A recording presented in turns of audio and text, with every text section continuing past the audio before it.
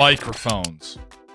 If you are like any other streamer, you just want to plug them in, set them up, and have them work. But what if something goes wrong? Or you end up clipping no matter how soft you speak? Maybe you don't know if you should be using USB, XLR, or what really is the difference. Well, after this video, you will wonder no more. My name is Mathman, and this is Content Delta.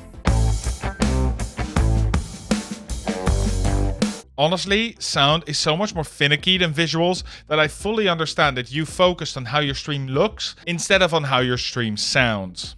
But after today, I assure you, you will understand how a microphone works, what the differences are, and even what a polar pattern is. If you do have any questions you want to ask, you can leave them in the comments down below, or you can join me on stream. I stream every Wednesday, Saturday and Sunday on twitch.tv/mathmaneu, where I always attempt to answer your questions live on stream. We also do this. Let's do this the most appropriate way possible.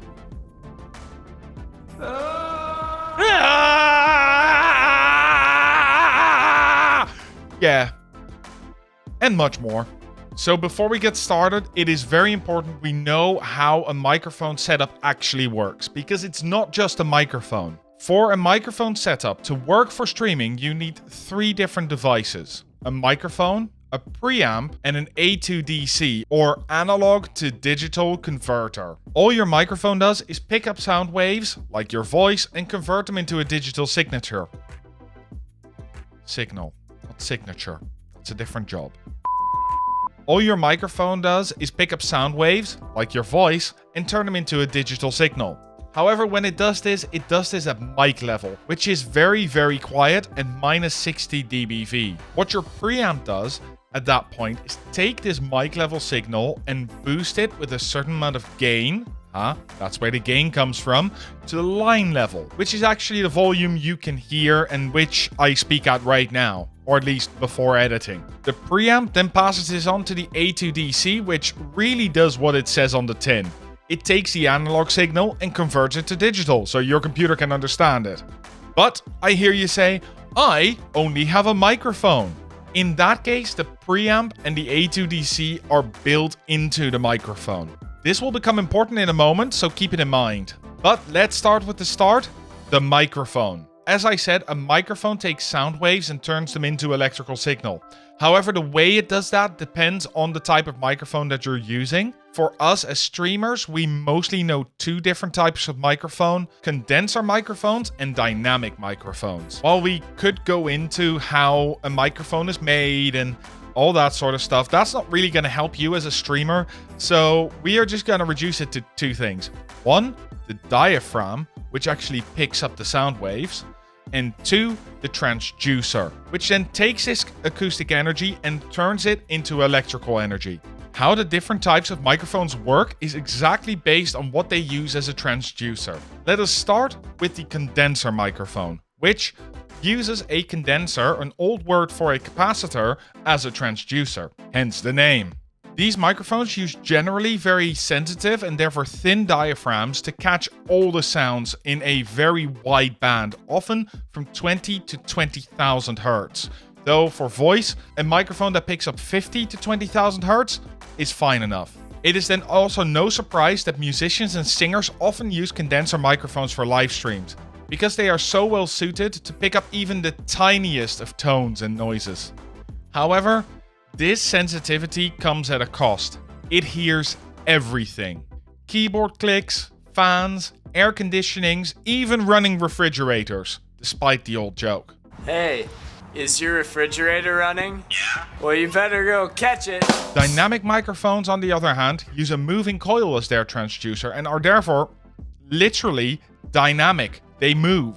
Their diaphragm is also far thicker and therefore far less sensitive, which means that even though they are very suited to pick up voices that is pretty much where it ends. They are great for podcasting and streaming because that is exactly what they're made for. This thicker diaphragm makes them far more forgiving when it comes to surrounding noise, and therefore dynamic microphones are usually more directional than you would expect from a condenser microphone. This also means that dynamic microphones in general are far better at dealing with high highs and low lows, because you can set the gain a little higher for those lows when you're talking to chat and you want to get real with them for a moment, without it peeking out when you scream because something amazing happened or you died. Again, it sounds like dynamic microphones have a lot going for them, and yes, they do. They're usually even a little cheaper for the same quality. However, they are very one-sided. All they do is voices. And if you don't want a microphone straight in your face like I have right now, or you're going to be playing music or singing on stream, then a condenser microphone is definitely the way to go. Now, let's say that you've actually decided on what type of microphone you're going to use. The next thing we're going to be looking at is called the polar pattern.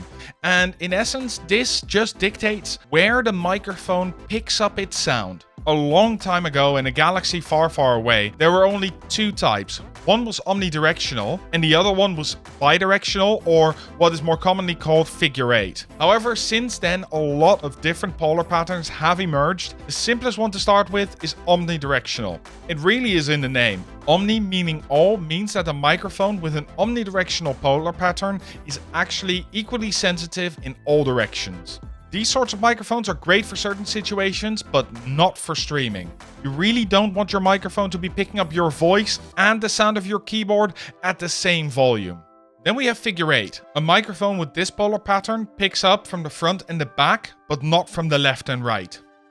This is great for interview-style podcasting with one microphone where you have two speakers on opposite sides and need to catch them both at the same time. However, for streaming, similarly to before, this is not great because you usually have your microphone between yourself and the keyboard, and therefore you will pick up the keyboard exactly as with the omnidirectional. So, what is good for streaming? Well, personally, I would go for a microphone with a cardioid polar pattern. These are mostly made to pick up sounds from right in front of them and a little bit from the side, but as you can see on the diagram, nothing on the back.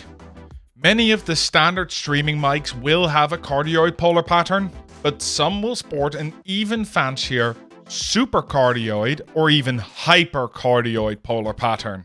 In essence, both the supercardioid and hypercardioid polar patterns are refinements on the cardioid polar pattern, which focus even more on the front. But do you see what's happening at the back of them? There's a little bulb of pickup, which means if the microphone is between you and the keyboard, it will start picking up more of those noises. This is why these are often used in mini shotgun and shotgun microphones, which are mounted either on cameras or hung above somebody, like in a news story or an interview, when a lapel mic can't be easily affixed. While they are great for recording YouTube or something similar, for streaming I would not particularly recommend them. First off, because they are very directional, and secondly because they have that little bulb at the back, which actually picks up a fair bit of noise. With that out of the way, let's have ourselves a look at USB or XLR. But before that, if you are enjoying this video, if it is helpful at all, why not go ahead and click that like button down below. And while you're down there, make sure to click that subscribe button. It really helps me and the channel. Plus, make sure to ring that notification bell if you want to stay up to date on everything that we do. Now remember that thing we talked about, that your setup has three parts: a microphone, a preamp, and an A2DC? Yeah, this is where that becomes important. See, an XLR mic is just that, a microphone and nothing else. While with a USB microphone, you will often find that the preamp and A2DC are built into the microphone itself. While for a USB mic, all three of them will be built into one device. This is why for an XLR mic, you often need something like this, an audio interface, to actually be able to use it. This also explains why USB microphones usually have a worse price quality balance than you would expect from an XLR microphone. When you buy a $100 XLR microphone, you get about $75 of microphone and about $25 of housing. While with a USB microphone, you get $25 of microphone, $25 of preamp, $25 of A2DC, and $25 of housing. So what is then the benefit of having a USB microphone?